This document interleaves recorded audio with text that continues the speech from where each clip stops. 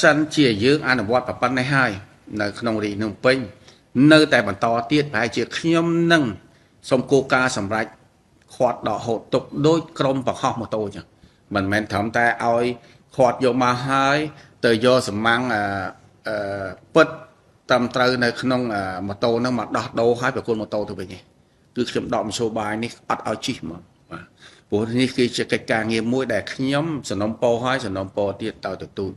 សូមឲ្យអាណាព្យាបាលគ្រប់កម្រិតនិងសាលា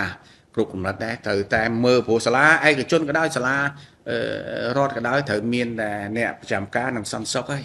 អញ្ចឹងត្រូវពិនិត្យមើលបាទពិនិត្យមើលតាំងសង្ស័យក្មេងដំណើរឡើងនេះគឺជាកិច្ចការងារមួយដែលខ្ញុំបានមកទីនេះជាង2ឆ្នាំហើយដែលខ្ញុំផ្សព្វផ្សាយ2ដងហើយដើម្បីឲ្យលេខអធិការទៅសហការជាមួយសាលារៀនអញ្ចឹងទេថ្មីនេះគឺក្មេងសិស្សសាលានេះប្រើប្រាស់កែកំពុងកែច្នៃមួយចំនួនតូចហើយទី2សូមឲ្យនៅតាមមូលដ្ឋានដែលគាត់មករទទួលទានធ្វើការងារជាកម្មករបុគ្គលិកអីនេះគឺសូមឲ្យមានមធ្យោបាយប្រើប្រាស់ឲ្យសភាពរាបសារហើយឲ្យសមទៅនឹងការប្រើប្រាស់របស់ខ្លួនដែលប្រជាពលរដ្ឋសប្បាយចិត្ត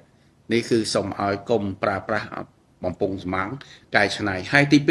2ខ្ញុំឃើញគេខមមិនមកអ្នកប្រើប្រាស់ម៉ូតូធំមួយចំនួនតូចជាពិសេសអ្នកលក់ម៉ូតូធំហ្នឹងបាទគាត់ប្រើភាសាមួយដូចមើលមកសមត្ថកិច្ចនេះអត់ដឹងអីទេបាទពាក្យតែម៉ូតូបំពង់ស៊ីម៉ាំងកែច្នៃវាខុសពីម៉ូតូធំ